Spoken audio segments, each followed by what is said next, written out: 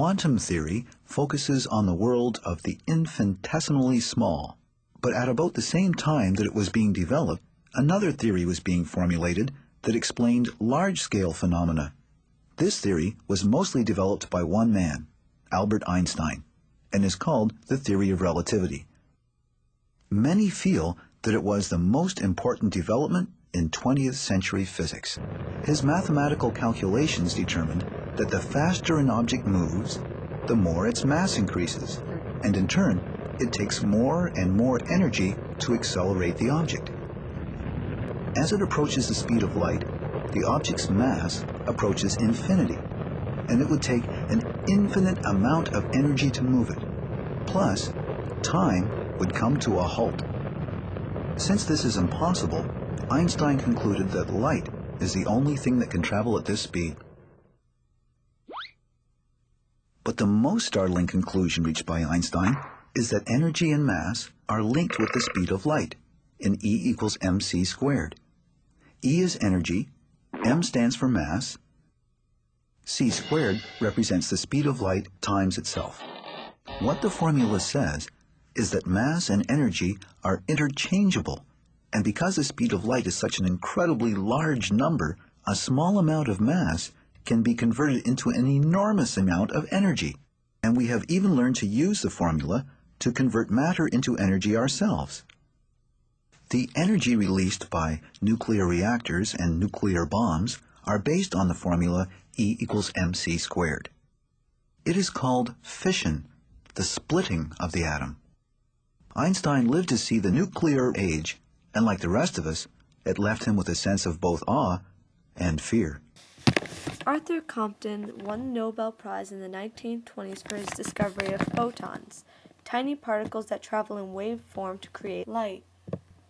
Photons are used in new technologies such as fluorescent light bulbs, and they are also important in quantum mechanics, which also have their bases in the 1920s. Arthur Compton's findings were key in the discovery of quantum mechanics. Francis Galton, cousin of Darwin, father of eugenics.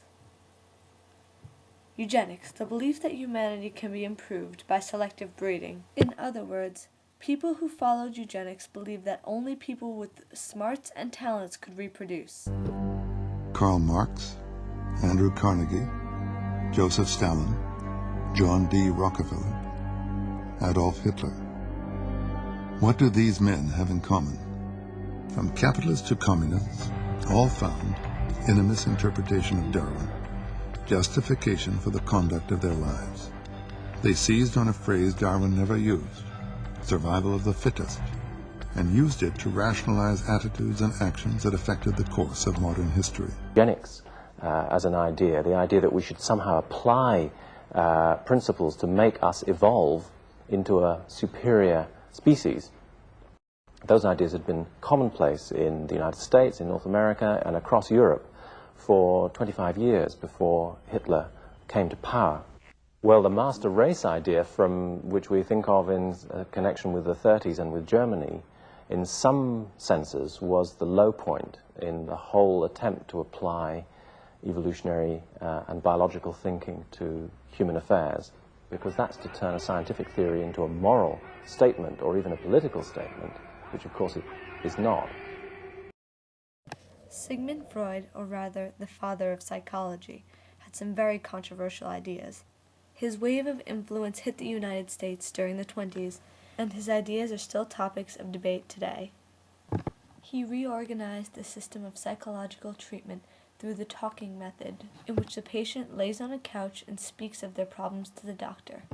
His most controversial ideas are those that explain human behavior by defining it at a basic level as the seeking of pleasure.